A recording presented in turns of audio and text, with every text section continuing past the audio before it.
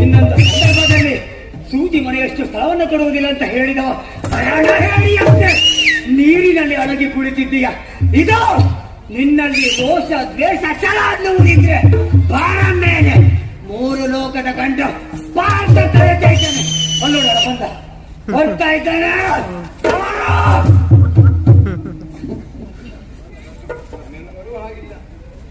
ಅಣ್ಣ ಹೇಗೆ ಇದು ದೇವ್ರೆ, ಓಯ್ ನೀನೇ ಏನಾದ್ರು ಹೇಳು, ನನಗೆ ಏನು ಹೇಳಿ ಕಾಣುವುದೇ ಇಲ್ಲ. ಆ ಆವೇಶ ಅದೇ ಈ ಮೊದಲು ಯಾವ ಕಾಲಕ್ಕೂ ಹೀಗೆಲ್ಲ ಕೂಗಿದ್ದು ತಿರುಗಿದ್ದು ನೋಡಲೇ ಇಲ್ಲ ನಾನು. ಈ ಕೊನೆಯ ಕ್ಷಣಕ್ಕೆ ಏನು ಹಾಕ್ತಾನೆ. ಅವ ಒಬ್ಬ ನಮಗೆ ತೊಂದರೆ ಇಲ್ಲ. ಅವನಿಗೂ ನಮಗೂ ಬಹಳ ವರ್ಷದ ಸ್ನೇಹ, ಅವನಿಗೂ ನಮಗೂ ಬಹಳ ವರ್ಷದ ಒಡನಾಟ. ಅವನ ಹೆಸರು ಕೇಳಿದ್ರೆ ನಮಗೇನ್ ತಡ್ಕೊಳ್ಳಿಕ್ಕಾಗುವುದಿಲ್ಲ, ಅವನಿಗೂ ನಮ್ಮ ಹೆಸರು ಕೇಳಿದ್ರೆ ಏನ್ ತಡ್ಕೊಳ್ಳಿಕ್ಕಾಗುವುದಿಲ್ಲ. ನಮ್ಮಿಬ್ಬರ ಸ್ನೇಹದ ಬಗ್ಗೆ ಸರಿಯಾದ ಸಾಕ್ಷ್ಯ ಬೇಕಾ? ಇಬ್ಬರ ಹೆಸರು ಹೇಳಿ ಹೆಸರಿಗೆ ಅಕ್ಕಿ ಹಾಕಿದ್ರೆ ಅಕ್ಕಿ ಬೇಯುವುದೇ ಇಲ್ಲ, ಅಷ್ಟು ಗಾಢವಾದ ಸ್ನೇಹ. ನಾನು ಆಯ್ಕೆ ಮಾಡುವ ಅವ ಇವನೇ ಯಾಕೆ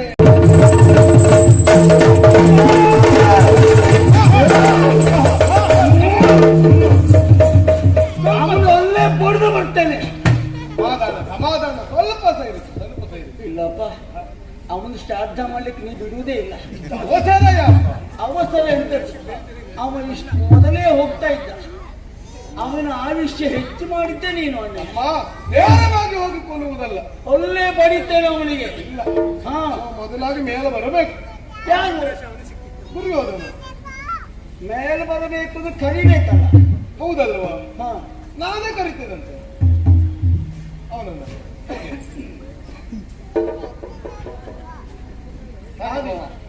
ಒಳಗೆ ನನ್ನ ಆತ್ಮವಿಶ್ವಾಸ ಉಂಟಲ್ಲ? ಹೌದೌದು, ಆಗಿ ನಾನು ಕರಿತೇನೆ.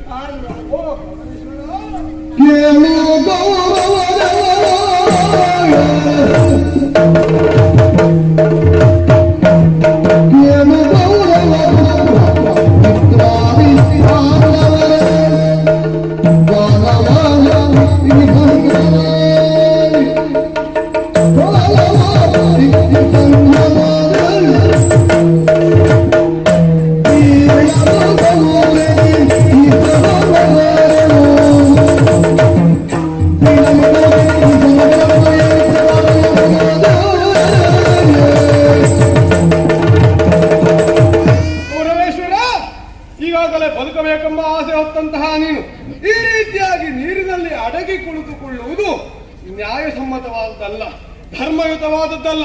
ನೋಡು, ನಾವೆಲ್ಲ ಒಟ್ಟಾಗಿ ಬಂದಿದ್ದೇವೆ.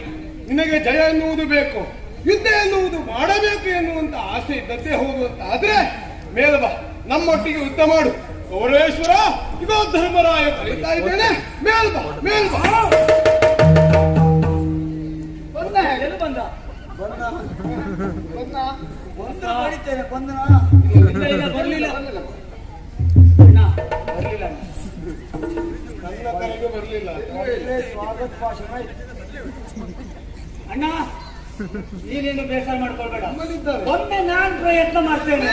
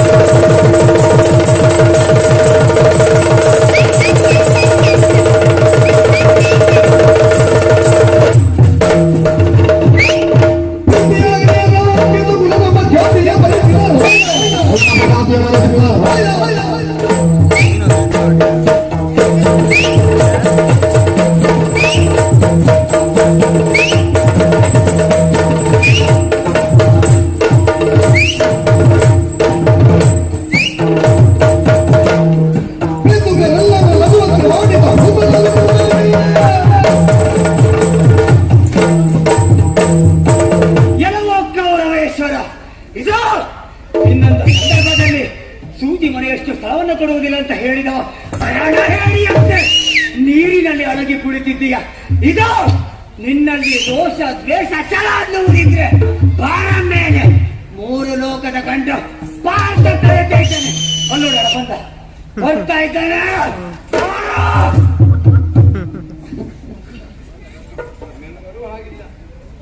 ಅಣ್ಣ ಇದು ದೇವ್ರೆ, ನೀನೇ ಏನಾದ್ರು ಹೇಳು, ನನಗೆ ಏನು ಹೇಳಿ ಕಾಣುವುದೇ ಇಲ್ಲ.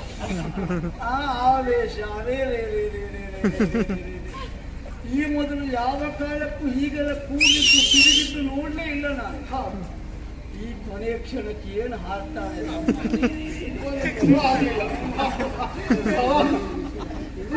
ಹೇಗೂ ಬರುವುದಿಲ್ಲ ಗೊತ್ತುಂಟು. ಎಲ್ಲ ಹಾರಾಡಿದ್ದು ನಮ್ಮಲ್ಲಿದ್ದಾರೆ ಮತ್ತಿದ್ದಾರೆ.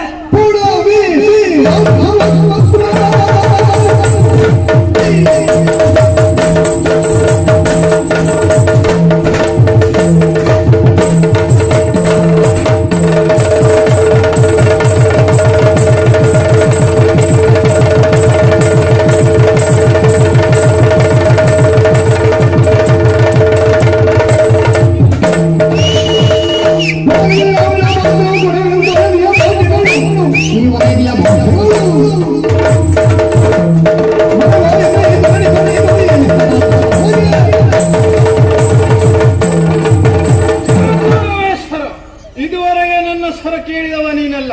ಯಾಕೆ ಮಹಾಭಾರತ ಯುದ್ಧವನ್ನು ಮಾಡುವುದಕ್ಕೆ ಇದುವರೆಗೆ ಬಂದವರು ಇವರು. ಇವತ್ತು ನಾನು ಕರೆಯುತ್ತಾ ಇದ್ದೇನೆ, ಕಂಠಘೋಷವಾಗಿ ಕರೆಯುತ್ತಾ ಇದ್ದೇನೆ. ಸಾಮರ್ಥ್ಯ ಉಂಟಿದ್ದೇನೆ.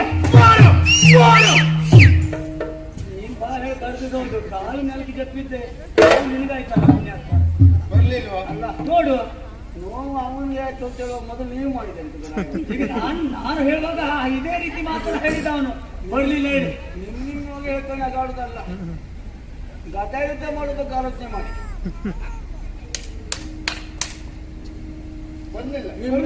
ಮಾತಾಡುದು ನಾ ಗಡ್ದೆ ಇರುದ ಇದ್ದಾರಲ್ಲ ಮತ್ತೆ. ಯಾವ ಪ್ರಯೋಜನ ಇಲ್ಲ, ಇಲ್ಲವೇ ಇಲ್ಲ. ಸ್ವಾಗತ ಭಾಷಣ ಆಯ್ತು, ಪರಿಚಯ ಭಾಷಣವೂ ಆಯ್ತು, ಅತಿಥಿಗಳ ಮಾತು ಆಯ್ತು, ಎಲ್ಲ ಇನ್ನು ಅಧ್ಯಕ್ಷರ ಭಾಷಣ ಉಂಟು. ಹೌದಾ?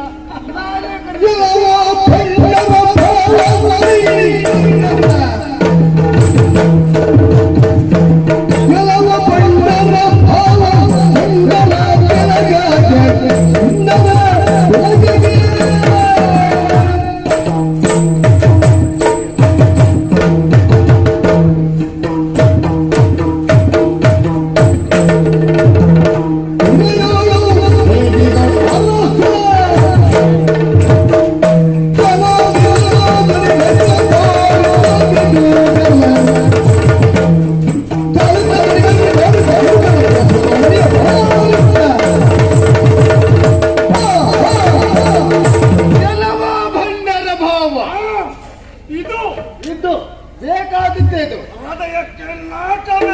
ಷಂಡರ ಕುಲ ತಿಲಕ ಇಳೆಯಳು ಹೇಡಿಗಳ ಒಡೆಯ. ಏನಾಯ್ತಾ? ಮೊದಲು ಹೇಳಿದ್ದೆ ಅಂತ ಪ್ರಭು, ಎಲ್ಲವೋ ಭಂಡರ ಭಾವ. ನಮಗೆ ನೀವು ಭಾವ, ನಿಮಗೆ ನಾವು ಭಾವಂದಿರು. ಇಬ್ರು ಭಾವಂದಿರಿ. ಅವನು ಭಾವ. ಹಾ, ಯಾರಿಗೆ ಹೇಳಿದ್ದು ಗೊತ್ತಾಗ್ಲಿಲ್ಲ. ನಿಮಗೆ ಹೇಳಿದಲ್ಲ ಭೀಮ? ಅದು ನನಗೆ ಗೊತ್ತುಂಟು, ವಿಶ್ವಾಸ ಉಂಟು. ಹಾಗಿದ್ರೆ ಹೇಳಿದ್ದು ಯಾರಿಗೆ? ಕೌರವೇಶ್ವರನಿಗೆ ಹೇಳಿದ್ದು. ಹೇಗೆ? ಹಾಗಿದ್ರೆ ಭಂಡ ಎನ್ನುವುದಾಗಿ ಕರೆದಿದ್ದೇನೆ ಯಾಕೆ? ಆ ಭಂಡ ಜಯದ್ರಥನಿಗೆ ಭಾವ ಈತನಾಗಿದ್ದಾನೆ. ನಮ್ಮ ಕುಲಕ್ಕೆ ಒಬ್ಬಳೇ ಹೆಣ್ಣೋಳು. ಹೌದು. ಆದ್ರೆ ಮದುವೆ ಆದ ಬಳಿಕ ಆತನ ಊರಿಗೆ ಹೋಗಲಿಲ್ಲ, ಇಲ್ಲಿಯೇ ಬಿಡಾರವನ್ನು ಹೂಡಿದ್ದಾನೆ. ಅದಕ್ಕಾಗಿ ಭಂಡ ಎನ್ನುವ ಹಾಗೆ ಕರೆಯುತ್ತಾ ಇದ್ದೆ. ಸರಿ, ಇಳೆಯಳು ಮದುವೆಯಾದ ಮೇಲೆ ಮನೆಗೆ ಹೋಗದೆ ಮಾವನ ಮನೆಯಲ್ಲೇ ಬಿಡಾರ ಬಿಡೋರಿದ್ರೆ ಅವ್ರು ಕಂಡು. ಹಾಗಲ್ಲ ಭಾವ, ಕೆಲವೊಬ್ಬರಿಗೆ ಮಾತ್ರ ಹೇಳುದು, ಇಂಥವ್ರಿಗೆ ಹೇಳಿದ್ದು ನಾನು. ದೇವರು ನೋಡಿ ಎಷ್ಟು ಜಾಗ್ರತೆ ಮಾಡ್ತಾರೆ. ಜಾಗ್ರತೆ ತಪ್ಪಬಾರದು. ಸರಿ, ಹಾಗೆಯೇ ಷಂಡರ ಕುಲ ತಿಲಕ ಸ್ವಲ್ಪ ಹೆಚ್ಚಾಯ್ತಾ ಅಂತ. ಯಾಕೆ? ಯಾರು? ಆತ ಗೌರವೇಶ್ವರನೊಬ್ಬ ಷಂಡನಿದ್ದಾನೆ. ಯಾಕೆ ಹೇಳ್ಬೇಕಾ? ಆತನನ್ನ ಓಲೈಸಿಕೊಂಡು ಬಂದವರೆಲ್ಲರೂ ಕೂಡ ಷಂಡರೇ. ಇಳೆಯಲು ಹೇಡಿಗಳ ಒಡೆಯನ್ನು ಹಾಗೆ ಕರೆದಿದ್ದೇನೆ. ಯಾಕೆ? ಹೇಡಿಗಳಂತೆ ನೀರಿನಲ್ಲಿ ಅಡಗಿ ಕುಳಿತಿದ್ದಾನೆ. ಏ ಗೌರವೇಶ್ವರ, ಇದು ಕೃಷ್ಣ ಕರೆಯುತ್ತಾ ಇದ್ದೇನೆ. ಬಾರ ಬಾರ ಬಾರ. ಅವ ಬಂದ ಹೇಗೆ ಒಂದು ಕಪ್ಪೆಯೂ ಮೇಲೆ ಬರಲಿಲ್ಲ. ಕಪ್ಪೆಯ ಮೇಲೆ ಬಂದಿಲ್ಲ. ಯಾಕೆ ಗೊತ್ತುಂಟ ದೇವರೇ? ಯಾಕೆ? ತಪ್ಪು ತಿಳ್ಕೊಳ್ಬೇಡಿ. ಹ ಮೃದುವಾದ ಮಾತು. ಹ ಈ ಮೃದುವಾದ ಮಾತಿಗೆ ಹೆಣ್ಣು ಮಕ್ಕಳು ಬರಬಹುದೇ ಬಿಟ್ರೆ ಸುಯೋಧನ ಗಂಡು ಅದರ ಬಗ್ಗೆ ಅನುಮಾನ ಇಲ್ಲ. ಹೌದು, ಅವ ಬರ್ತಾನ? ಬರುವುದಿಲ್ಲ. ಬರಲಿಲ್ಲ. ಹ ಅಧ್ಯಕ್ಷರ ಭಾಷಣವೂ ಪ್ರಯೋಜನ ಇಲ್ಲ. ಎಲ್ಲವೂ ಮುಗಿದು ಹೋಯಿತು. ಒಂದು ಆಭಾರ ಮನ್ನಣೆ ಮಾಡ್ಬಿಡ್ಲ? ಇದೆಲ್ಲ ಬೇಡ ಬೇಡ. ಹಾಗಿದ್ರೆ ಕರೆಯುವರು ಯಾರಿದ್ದಾರೆ? ಯಾರ್ಯಾರೋ ಕರೆಯುವುದಲ್ಲ, ಹ ಬೆಣ್ಣೆ ಕರಗಬೇಕಾ? ಬಿಸಿ ಮುಟ್ಟಲೇಬೇಕು. ಹಾಗಾದ್ರೆ ಕೌರವ ಎಂಬಂತ ಬೆಣ್ಣೆಗೆ ಬಿಸಿ ಯಾರು? ಭೀಮ. ಓಹೋ, ಕರೀತೇವೆ ಹೇಗೆ?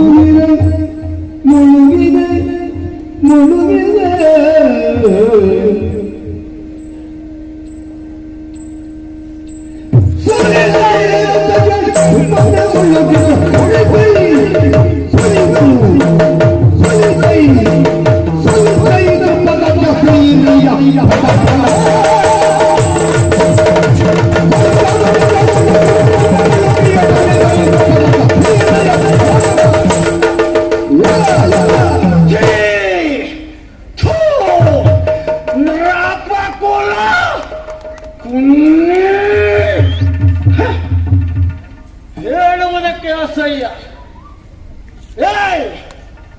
ಸುಯೋಧನ, ನಿನ್ನನ್ನು ಕರೆಯುತ್ತಿದ್ದವ ನಿನ್ನ ಆ ಜನ್ಮ ಹಾಗೆ. ಭೀಮ, ಬಾ, ಒಳ್ಳೊಳ್ಳೆ ಅವಕಾಶ ಉಂಟು. ಬದುಕುವುದಕ್ಕೆ ಬೇಕಾಗಿ ಯಾಕೆ ಜಲಚರಗಳಂತೆ ನೀರಿನಲ್ಲಿ ಅಡಗಿದ್ದೀಯ? ನಮ್ಮ ಅಣ್ಣನಿಗೆ ಸಮಯ ಉಂಟು, ನಮಗೂ ನೋಡುವ ಕುತೂಹಲ ಉಂಟು. ಮನಸ್ಸಿದ್ರೆ ದ್ಯೂತ ಆಡೋಣ.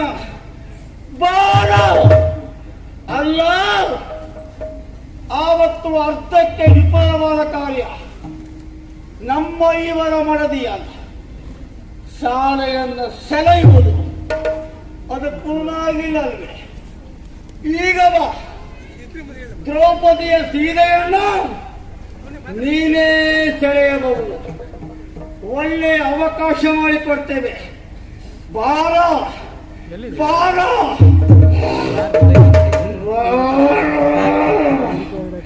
ಹೀಗೆ ಕೂಗಿ ಕರೆಯುವ ಯಾರು?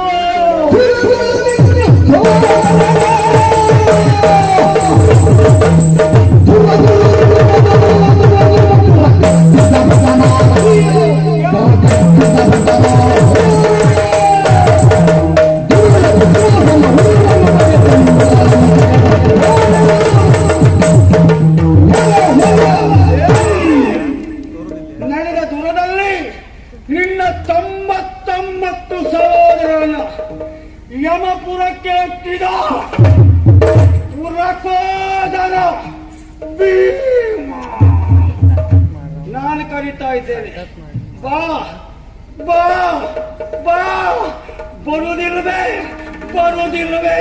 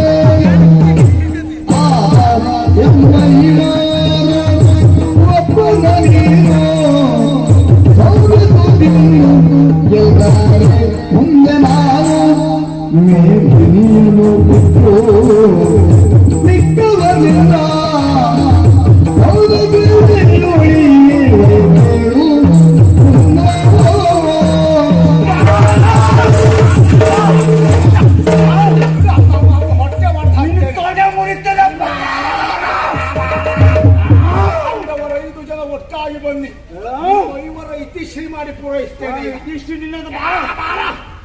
ಪರಮೇಶ್ವರ, ನಿನ್ನ ಸಾಮರ್ಥ್ಯವನ್ನು ನಾನು ತಿಳಿದವನೇ ಇದ್ದೇನೆ. ನಾನ್ಯಾಕೆ, ಮೂರು ಲೋಕದಲ್ಲಿ ನಿನಗೆ ಸಮಾನವಾದವರು ಯಾರೂ ಇಲ್ಲ. ನಿನ್ನ ಅಪ್ಪ ಇದ್ರು ಹೇಳ್ಬೇಕದನ್ನ. ಆದರೆ ನಾವೆಲ್ಲ ಒಟ್ಟಾಗಿ ಬಂದಿದ್ದೇವೆ. ನೀನು ಸಿದ್ಧನಿದ್ದೀಯ, ಆದ್ರೆ ಅದು ಧರ್ಮಯುತವಾದದ್ದಲ್ಲ. ಇಲ್ಲಿ ಕೂಟ ಯುದ್ಧ ಸಲ್ಲದು, ಒಂದೇ ಯುದ್ಧ ಎನ್ನುವುದು ಆಗಬೇಕು. ಹಾಗಾಗಿ ನಮ್ಮ ಐವರಲ್ಲಿ ಒಬ್ಬರನ್ನು ಆಯ್ಕೆ ಮಾಡು. ಆಯ್ಕೆ ಮಾಡಿದಂತಹ ವ್ಯಕ್ತಿಯನ್ನು ಸೋಲಿಸಲೇ ಹೌದು ಅಂತಾದ್ರೆ 4 ಮಂದಿಯಿಂದ ಸೇವೆಯನ್ನು ಮಾಡ್ತಾರೆ. ನಾವು ಈ ಮೇದಿನಿಯನ್ನೇ ಬಿಟ್ಟು ಹೋಗ್ತೇವೆ.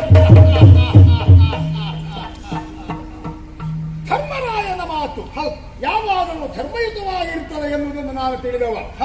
ನೀರಿನಿಂದ ಮೇಲೆದ್ದು ಬಂದಿರುವಂತಹ ನಾನು ನಿಮ್ಮ ಐವರನ್ನು ಹೋರಾಟಕ್ಕಾಗಿ ಕರೆದೆ. ಆದರೆ ಇಲ್ಲಿ ಕೂಟ ಯುದ್ಧ ಬೇಡ, ದೊಡ್ಡ ಯುದ್ಧವೇ ಆಗಬೇಕು ಎನ್ನುವ ನಿನ್ನ ಸೂಚನೆಯನ್ನು ನಾನು ಸ್ವೀಕರಿಸಿದ್ದೇನೆ. ಸರಿ, ಜೊತೆಗೆ ನಾನು ಇವತ್ತು ಕೈಗೊಳ್ಳುವ ಯುದ್ಧ ಗದಾಯುದ್ಧ. ಈ ಗದಾಯುದ್ಧಕ್ಕೆ ಯಾರನ್ನು ಕರೆದ್ರು ಬರ್ತೀರಾ? ಎಲ್ಲರೂ ಸಿದ್ಧರಿದ್ದಾರೆ. ನಕುಲ ಸಹದೇವರು, ಅರ್ಜುನ, ಮಾತಾಡ ಬರ್ತೇನೆ ನಾನು ಯುದ್ಧಕ್ಕೆ. ಒಂದೇ ಬಿಟ್ಟ ಎಲ್ಲಿ ಬಾಯಿ ಹಾಕಲಿಕ್ಕೆ ಇರ್ತದೆ ಅಂತ ಕಾಯ್ತಾ ಇರ್ತಾನೆ. ಅವ್ರ ಕಥೆ ಬಿಡೋಣ. ಎಲ್ಲಿಯಾದರೂ ನಾನು ಕಥಾಯುದ್ಧಕ್ಕಾಗಿ ನಿನ್ನನ್ನೇ ಆಯ್ಕೆ ಮಾಡಿದರೆ ಯಾವುದಕ್ಕೆ? ಕಥಾಯುದ್ಧ ಯಾರಲ್ಲಿ? ನಿನ್ನಲ್ಲಿ. ಓ, ಇಷ್ಟೇ ಸಣ್ಣ ಬಾಯಲ್ಲಿ ಅದು ಎಷ್ಟು ದೊಡ್ಡ ಮಾತಾಡಿಬಿಟ್ಟಿಯೋ ಧರ್ಮನಂದನ. ಯಾಕೆ? ಅದಲ್ಲದೆ ಇದ್ರೆ ನಾನು ಆಯ್ಕೆ ಮಾಡಿಕೊಂಡಿರುವ ಗದಾಯುದ್ಧಕ್ಕೆ ಯಾರನ್ನೇ ಕರೆದ್ರು ಬರ್ತಾರೆ. ಅವ್ರ ಕಥೆ ಬಿಡೋಣ. ನಿನ್ನನ್ನೇ ಕರೆದ್ರೆ ನಿನ್ನಯ ಬಲು ಏನು ನಿನಗೆ ಗೊತ್ತಿಲ್ಲ. ನಿನ್ನಲ್ಲಿರುವಂತಹ ಬಲ ಎಷ್ಟು, ನಿನ್ನಲ್ಲಿರುವಂತಹ ಛಲ ಎಷ್ಟು ಎನ್ನುವುದನ್ನ ನಿನಗಿಂತಲೂ ಚೆನ್ನಾಗಿ ಈ ಸುಯೋಧನ ತಿಳಿದಿದ್ದೇನೆ.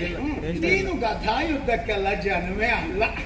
ನಿನ್ನನ್ನು ಇಲ್ಲಿ ಆಯ್ಕೆ ಮಾಡುವುದಕ್ಕಾಗುವುದೂ ಇಲ್ಲ. ಹಾಗಂತ ನೀನು ಯಾವುದಕ್ಕೂ ಅಲ್ವಾ. ಕೆಲವು ಕ್ಷೇತ್ರಕ್ಕೆ, ಕೆಲವು ಕೆಲಸಕ್ಕೆ ನೀನೇ ಬೇಕು. ಅದಕ್ಕೆ ಸಾಕ್ಷಿ ಹಿಂದೆ ವಿರಾಟ ನಗರದಲ್ಲಿ ನೀನಿದ್ದಾಗ ಧರ್ಮರಾಯನಾಗಿರಲಿಲ್ಲ. ಟಂಕ ಸನ್ಯಾಸಿ, ಟಂಕ ಭಟ್ಟ, ದೇವ್ರ ಕೋಣೆ ಸೇರಿಕೊಂಡು ಅಲ್ಲಿ ಪೂಜೆ ಮಾಡ್ಕೊಂಡಿದ್ದಂತೆ. ಹರ ಹರ ಹರ ಹರ ಹರ ಶಂಭೋ ಮಹಾದೇವ ಅಲ್ವಾ. ನೀನು ದೇವ್ರ ಪೂಜೆ ಮಾಡುವುದಕ್ಕಾದೀತು. ಅದನ್ನು ಬಿಟ್ಟ ಮೇಲೆ ಇನ್ನೊಂದು ಕೆಲಸದಲ್ಲಿ ನೀನು ಎತ್ತಿದ ಕೈ ಗಣ ಗಣ ಗಣ ಗಣ ಗಣ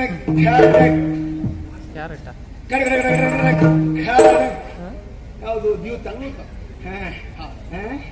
ಆ ಶಬ್ದ ಕೇಳಿದ್ರೆ ನಿಲ್ಲುವುದಿಲ್ಲ ನೀನು. ಎದ್ದು ಓಡುವವ ಅಂದರೆ ಅದಕ್ಕೆ ನೀನಾದೀದ್ದೆ. ಗದಾಯುದ್ಧಕ್ಕೆ ಈ ಸುಯೋಧನನಿಗೆ ನೀನಾಗಲಿಕ್ಕಿಲ್ಲ.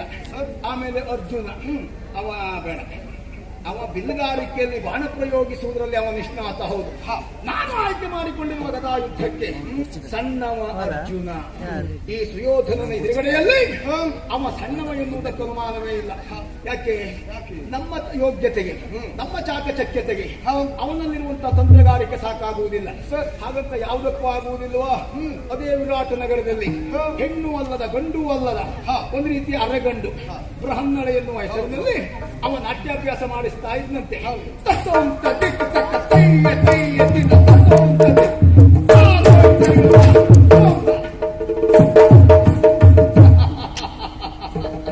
ಅವ ಏನಾದ್ರೂ ಒಂದು 4 ಹೆಜ್ಜೆ ಹೇಳ್ಕೊಡುವುದಕ್ಕಾದೀತು ಬಿಟ್ರೆ ಹಾಲುಗಳಾಗಿರುವಂತಹ ಈ ಸುಯೋಧನನ ಎದುರುಗಡೆಯಲ್ಲಿ ಗದಾಯುದ್ಧಕ್ಕೆ ಅರ್ಜುನ ಸಣ್ಣವ, ಅವನು ಬೇಡ. ಆಮೇಲೆ ಚಿನ್ನರು ನಕುಲ ಸಹದೇವ ಅವರಿನ್ನೂ ತೊಟ್ಟಿನಲ್ಲಿರ್ಬೇಕಷ್ಟೇ, ವಯಸ್ಸಿನ ಪ್ರಮಾಣದಲ್ಲಿ ಅಲ್ಲ, ಯೋಗ್ಯತೆಯ ದೃಷ್ಟಿಯಿಂದ ಅವರು ತೊಟ್ಟಿನಲ್ಲಿರಬೇಕಾದವರು. ಒಬ್ಬ ಭೂತಕಾಲವನ್ನ, ಇನ್ನೊಬ್ಬ ಭವಿಷ್ಯತ್ ಕಾಲವನ್ನ, ನಾಳೆ ಆಗುವುದೋ ನಿನ್ನೆ ಆಗಿ ಹೋದದ್ದನ್ನು ಹೇಳುವವರು ಬಿಟ್ರೆ ಇವತ್ತು ಕಥೆ ಎಂತದ್ದು ಕೇಳಿದ್ರೆ ಅವರಲ್ಲಿ ಉತ್ತರ ಇಲ್ಲ.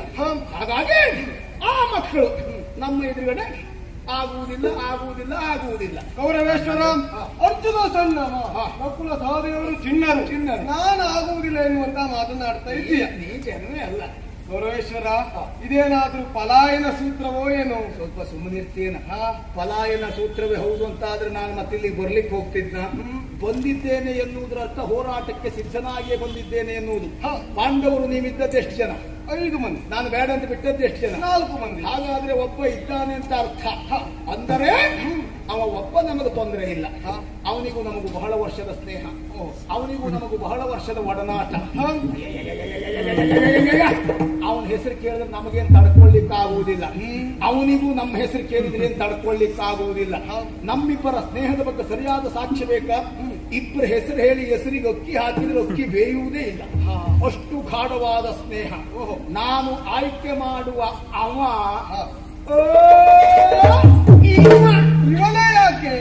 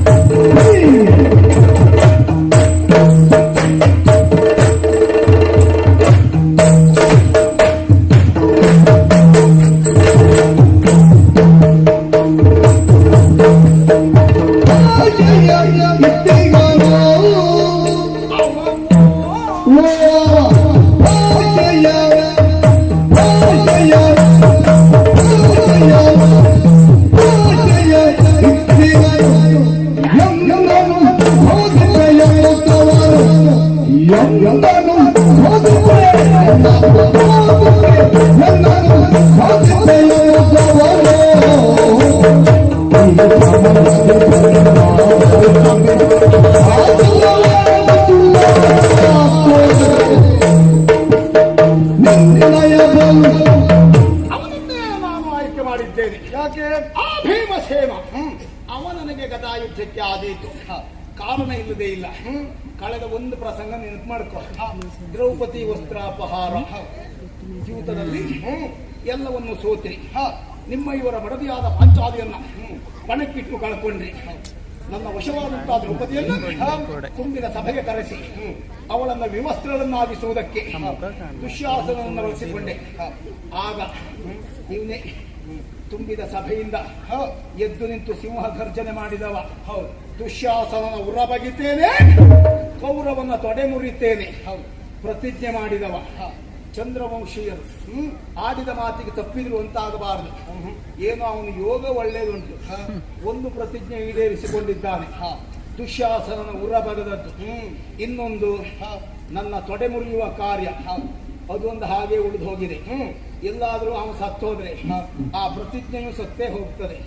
ಹಾಗಾಗಿ ಇವತ್ತು ಒತ್ತಾಯ ಪೂರ್ವಕವಾಗಿ ನಾನೇ ಅವನಿಗೊಂದು ಅವಕಾಶ ಕೊಡ್ತಾ ಇದ್ದೇನೆ. ಹಾಗೆ ಇವತ್ತು ಒತ್ತಾಯಿಸಿ ನಾನೇ ಅವನನ್ನು ಕರೀತಾ ಇದ್ದೇನೆ. ಅವ ಗಂಡೇ ಹೌದಾದ್ರೆ, ಅವ ಗಂಡು ಮಗನೇ ಹೌದಾದ್ರೆ, ಹುಟ್ಟಿದ ಮೀಸೆ ಅದು ಹೌದು ಅಂತಾದ್ರೆ ಆ ಭೀಮನಲ್ಲಿ ರೊಚ್ಚು ಕೆಚ್ಚು ಇದ್ರೆ ಭೀಮನ ಆತನೂ ಸಹ ಸಿದ್ಧನಿದ್ದಾನೆ. ಮತ್ತೆ ಉಂಟೆ ಇಲ್ಲವೇ ಇಲ್ಲ. ಮುಗಿತಲ್ಲ. ನೀವಂತೂ ಅವಕಾಶ ಕೊಡ್ಲಿಲ್ಲ. ಆ ಮಟ್ಟಿಗೆ ಅವನೇ ಅಡ್ಡಿಲ್ಲ. ಸಗದ ಅವಕಾಶ ಕೊಟ್ಬಿಟ್ಟ. ಇರ್ಲಿ, ಅವಕಾಶ ಕೊಟ್ಟವನೇ ಸಾಯ್ತಾನೆ, ಅದು ಅವನಿಗೆ ಗೊತ್ತಿಲ್ಲ. ನೀವೇ ಕಡೆ ಬನ್ನಿ.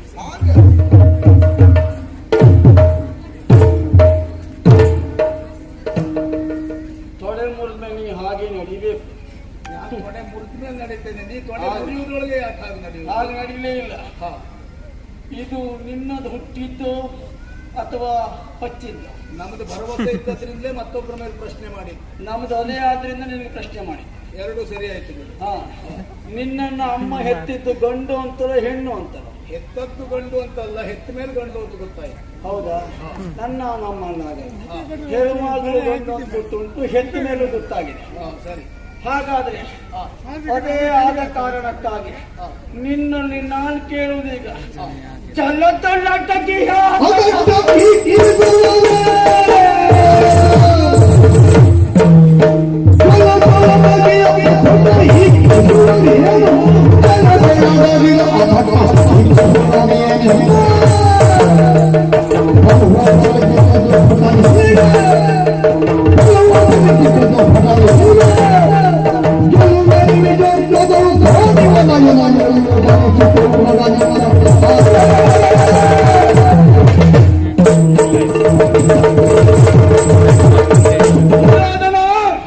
ನಿನ್ನನ್ನು ಗೆಲ್ಲುವುದಕ್ಕೆ ಆದರೆ ಕ್ಷಣ ಸಾಕು ನನಗೆ. ಇದಷ್ಟು ಬೇಡ. ಮತ್ತೆ ಯಾಕೆ? ಯಾವುದಕ್ಕೆ?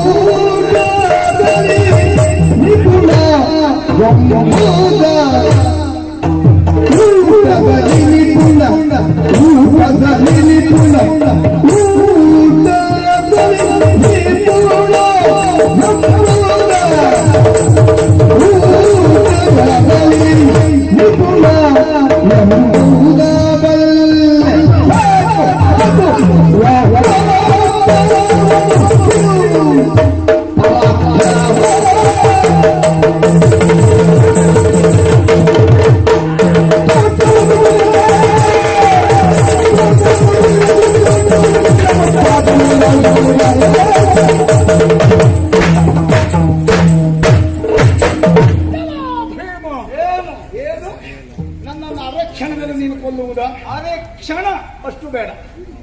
ಗೊತ್ತಾಯ್ತು, ಕೊಲ್ಲುವುದಕ್ಕಲ್ಲ. ಮತ್ತೆ ಯಾಕೆ? ಮದುವಾಗಿ ಊಟ ಮಾಡಿದಷ್ಟೇ ಸುಲಭ ಕೊಲ್ಲುವುದು. ಬದಲಿಗೆ ಮೀಸಲಾಗಿಟ್ಟಿರುವ 12 ಕಂಡುವುದಕ್ಕೆ ಅನ್ನ, ಅದಕ್ಕೆ ಬೇಕಾದ ಸೋಪಸ್ಕರ.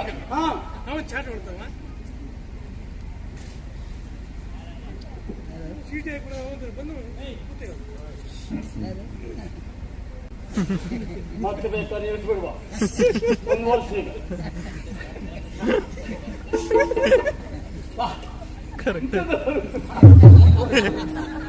ಮುಗಿಸಿ ಬಿಡ್ತೇನೆ ಈಗಲೇ.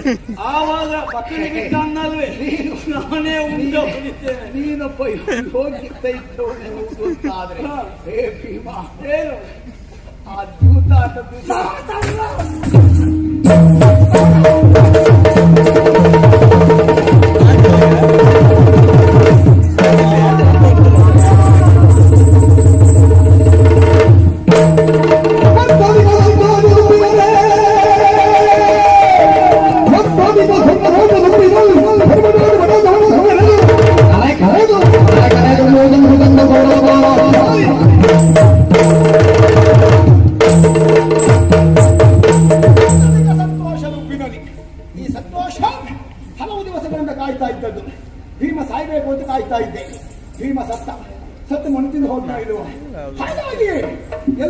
ಸಂತೋಷ. ಶಕುನಿ ಮಾವ ತಮ್ಮ ದುಶಾಸನ ಆತ್ಮೀಯ ಕರ್ಣ ಬದಿ ಬದಿ ಬದಿ ಬದಿ ಬದಿ ಬದಿ ಬದಿ. ಛೇ ಛೇ ಛೇ ಛೇ ಛೇ ಛೇ. ಸಂತೋಷ ಅತಿಯಾದ ಹಾಗೆ ಮೈ ಮರೆತ ಮನುಷ್ಯ ಏನನ್ನೂ ಮರೆತು ಬಿಡ್ತಾನೆ. ಅದೇ ರೀತಿಯಲ್ಲಿ ಸತ್ತಿರುವಂತಹ ನಮ್ಮವರನ್ನು ಕರೆಸಿಕೊಳ್ಳುವುದಕ್ಕೆ ಸಾಧ್ಯವೇ ಇಲ್ಲ. ಹಾಗಂತ ನನಗಾದಂತಹ ಸಂತೋಷವನ್ನು ಹಂಚಿಕೊಳ್ಳಲೇಬೇಕು, ಅನುಭವಿಸಲೇಬೇಕು. ನಮ್ಮವರಿಲ್ಲದೆ ಇದ್ರೆ ಅವರನ್ನೇ ಕರೆಸಿ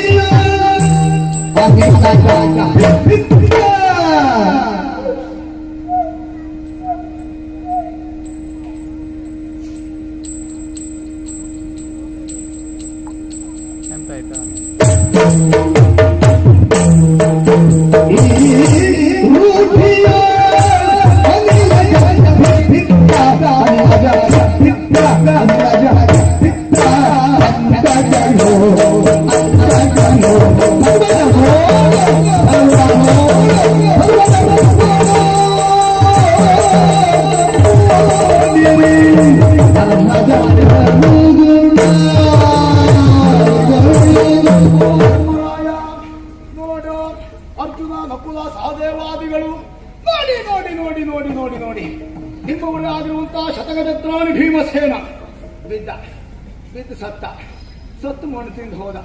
ಹಾಗಾಗಿ ಆ ಚಂದವನ್ನ ನೀವು ನೋಡಿ. ಯಾಕೆಂದ್ರೆ ನಮ್ಮಲ್ಲೊಂದು ಮಾತಿದೆ, ಆನೆ ಇದ್ರು 1000 ಸತ್ರು 1000. ಈ ಭೀಮ ಹಾಗೆ ಎದ್ರು ಚಂದ ಬಿದ್ರು ಚಂದ ಬಿದ್ರು ಚಂದ ಎದ್ರು ಚಂದ ಚಂದ ಚಂದ ಚಂದ ಚಂದ ಚಂದ. ಹಾಗಾಗಿ ಆ ಭೀಮ ಬಿದ್ದಿರುವಂತಹ ಚಂದವನ್ನ ನೋಡಿ ಮಾತಾಡಿ ಮುಂದೇನು ಹೇಳಿ ಮಾತಿಲ್ಲ. ಅರ್ಜುನ ನಕುಲ ಸಹದೇವ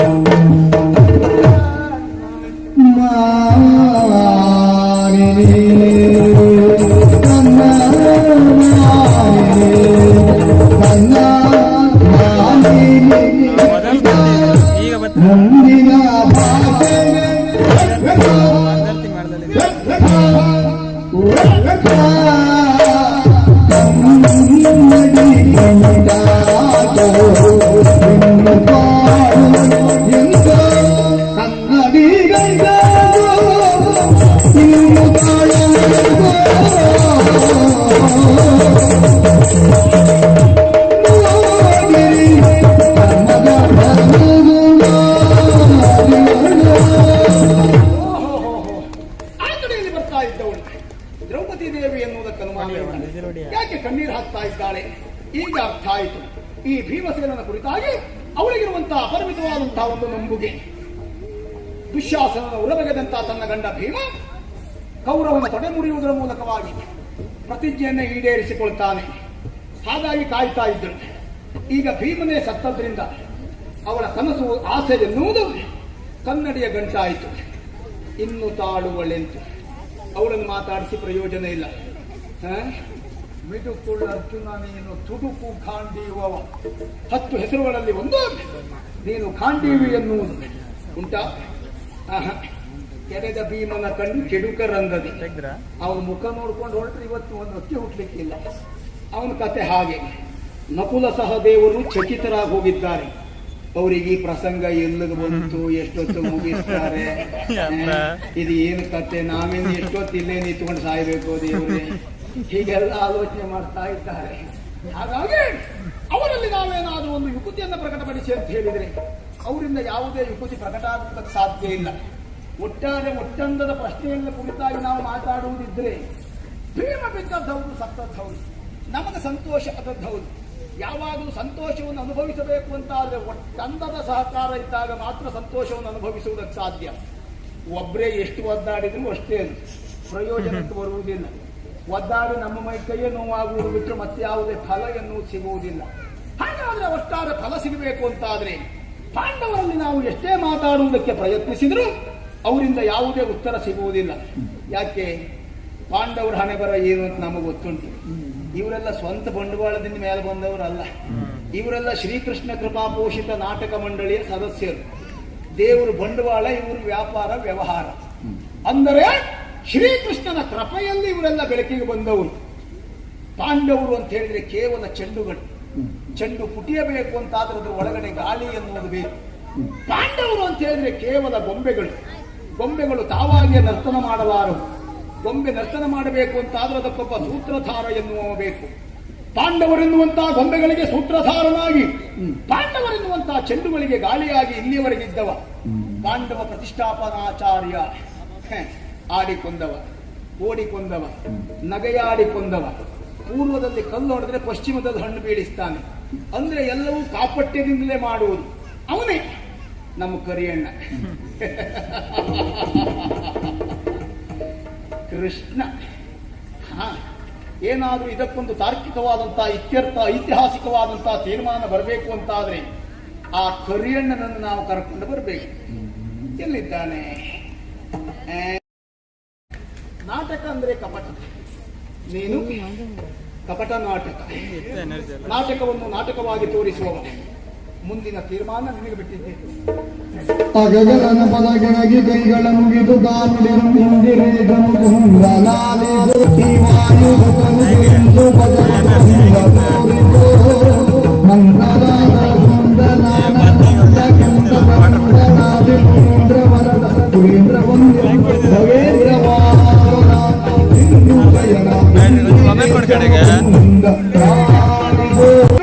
ಭೀಮನ ಪರಿಸ್ಥಿತಿ ನೋಡಿದರೆ ಏನು ಹೇಳಬೇಕು ದೇವರೇ, ಇದೆಲ್ಲ ಹೇಗಾಯ್ತು?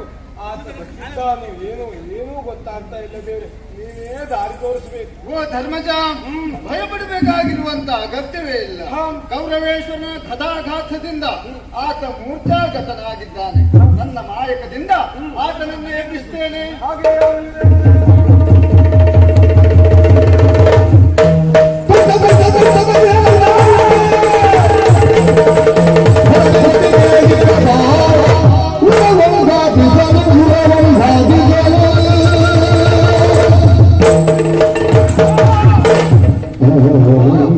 ಸ್ವಲ್ಪ ಧೈರ್ಯ.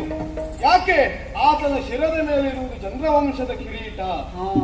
ಹಾಗಾಗಿ ಅದನ್ನ ತುಳಿಯುವುದಕ್ಕೆ ಮುಂದಾಗುವುದಲ್ಲ. ದೇವರೇ ಮುಂದೇನು? ಭೀಮ, ಈಗಾಗಲೇ ನೀನು ಮಾಡಿದಂತ ಪ್ರತಿಜ್ಞೆಯ ಮೇರೆಗೆ ಆತನ ತೊಡೆಯನ್ನು ಮುರಿದವನು ನೀನಿದ್ದೀಯ. ಆತ ಇಂದು ಅಥವಾ ನಾಳೆಯ ದಿನ ಅಂತಾದ್ರೆ ಸಾಯ್ತಾನೆ. ಈಗ ಮಾಡಬೇಕಾದದ್ದೇನು? ನಾವೆಲ್ಲರೂ ಕೂಡ ಹೋಗಾವತಿ ತೀರಕ್ಕೆ ಹೋಗಿ ಶುಚಿಭೂತರಾಗಬೇಕು. ಈ ರಾತ್ರಿಯನ್ನು ಅಲ್ಲೇ ಕಳೆಯೋಣ. ಏನ್ ಹೇಳ್ತೀಯ? ಆಗಲಿ. ಹಾಗಿದ್ರೆ ಅನುಗ್ರಹ ಹೋಗೋಣ.